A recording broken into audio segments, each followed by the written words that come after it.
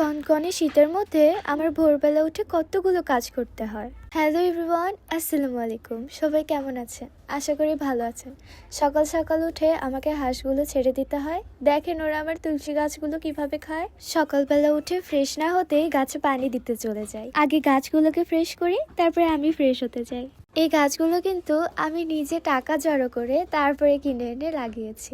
এখন যে গাছটায় পানি দিচ্ছি এটা হাসনাহেনা গাছ। এই গাছটা অনেক ছোট এনেছিলাম। এই গাছটায় কলিও বের হয়েছে, কিছুদিন পর ফুলও ফুটবে, আপনাদের সাথে শেয়ার করব। এখন যে ফুলের গাছটায় পানি দিচ্ছি এই ফুলের নাম আমি জানি না, কেউ জানলে কমেন্টে জানাবেন।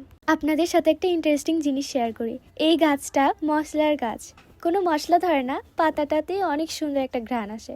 যে কোনো রান্নায় দিলে রান্নার স্বাদ গন্ধ দুটাই অনেক বেড়ে যায়। পানি দেওয়া শেষ, এবার আমি আমার হাঁস বাবুগুলোকে ঘরে তুলে দিই। আমাদের এখানে প্রচুর শিয়ালের অত্যাচারে হাঁসগুলো ছেড়েও দেওয়া যায় না। কি করব বলেন, এজন্য যতক্ষণ আমি থাকি হাঁসগুলোকে ছেড়ে দিই। আর আমাদের হাঁসের ছোট্ট সুইমিং পুল আছে, এটা আমার বাবা বানিয়ে দিয়েছে। অনেক সুন্দর না? ও, আপনাদেরকে তো আমার রজনীগন্ধা ফুলের গাছ দেখানোই হয়নি। আমাদের কিন্তু আরো গাছ আছে, চেরি গাছ আছে, আরো অনেক গাছ, সেগুলো অন্য কোনো দিন দেখাবো। এখন পর্যন্ত যতগুলো লাউ গাছ দেখেছেন সব আমার মা নিজে হাতে লাগাইছে। আর এটা হচ্ছে নটকলের গাছ। আজকে তো আমি আপনাদের সাথে আমার সকালের রুটিন শেয়ার করলাম। সবার কেমন লাগলো কমেন্টে জানাবেন। সবাই ভালো থাকবেন, সুস্থ থাকবেন। আল্লাহ হাফিজ।